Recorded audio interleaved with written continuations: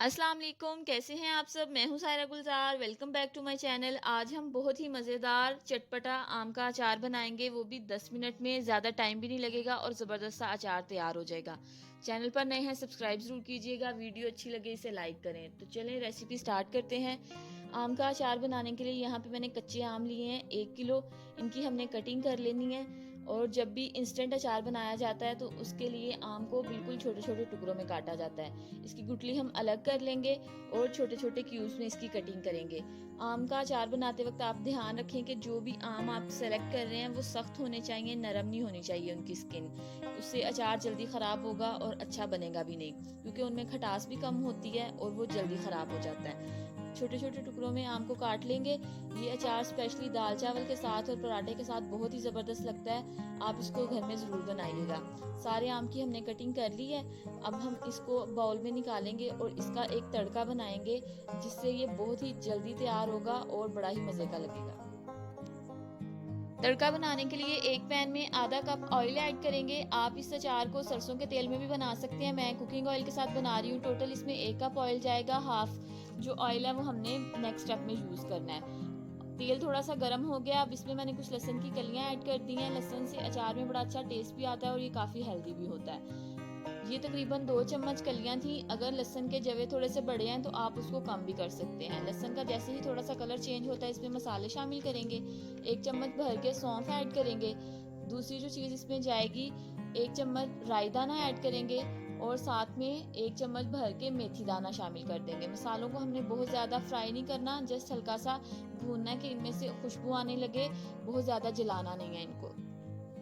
मसाले अच्छे से भुन गए और बड़ी ज़बरदस्त सी इनकी खुशबू आ रही है। अब जो ऑयल हमने बचा लिया था वो इसमें ऐड कर देंगे। इसकी वजह ये है कि अब हमें तेल बहुत ज़्यादा गर्म नहीं चाहिए। इसका टेम्परेचर नॉर्मल करने के लिए बाकी का जो तेल है वो हम इसमें शामिल कर देंगे। इसको हल्का सा मिक्स करेंगे और तेल को थोड़ा सा ठंडा होने देंगे और फिर इसमें मसाले शामिल करेंगे।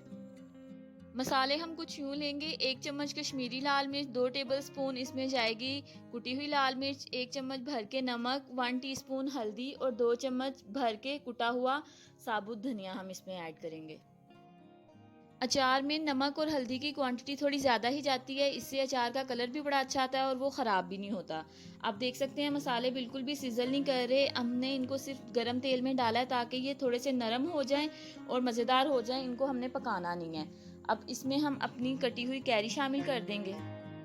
आप किसी भी पॉइंट पे अचार में तेल और मसालों की जो क्वांटिटी है कम या ज़्यादा कर सकते हैं। ये आपके टेस्ट पे डिपेंड करता है आपको किस किस्म का अचार खाना पसंद है। चूल्हा बिल्कुल बंद रखना है, इसको हमने पकाना नहीं है वरना आम सॉफ्ट हो जाएंगे।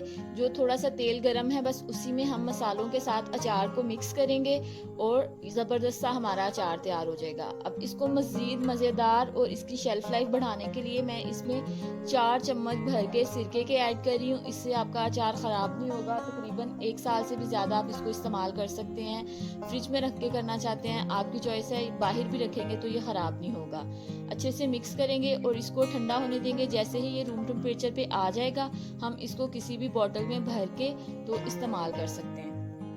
आप इस अचार को आज से इस्तेमाल करना स्टार्ट कर सकते हैं, लेकिन शुरू में अचार में मसालों के फ्लेवर्स काफ़ी स्ट्रॉन्ग होते हैं तो वो मज़ा नहीं आता। जैसे जैसे अचार पुराना होता है उसका मज़ा और ज़्यादा बढ़ जाता है। इस तरह का कोई भी आप जार ले लें, सूखा बर्तन होना चाहिए, बिल्कुल भी उसमें पानी नहीं होना चाहिए। जितना साफ़ और क्लीन आपका बर्तन होगा अचार उतनी ज़्यादा देर तक स्टे करेगा, ख़राब नहीं होगा। इसको बॉटल में भर लेंगे और इस्तेमाल करें। आप इसको फ्रिज में रख के इस्तेमाल कर सकते हैं या बाहर शेल्फ पे रख के भी इस्तेमाल करें। ये बिल्कुल भी ख़राब नहीं होगा। इस रेसिपी को ज़रूर ट्राई करें और मुझे फीडबैक दीजिएगा आपको ये रेसिपी कैसी लगी। वीडियो अच्छी लगी हो इसको लाइक करें, शेयर करें और मेरे चैनल को सब्सक्राइब ज़रूर कीजिएगा। बहुत जल्द मिलेंगे एक नई रेसिपी के साथ। तब तक अपना बहुत ख्याल रखें और मुझे दुआ में याद रखिएगा। अल्लाह हाफिज़।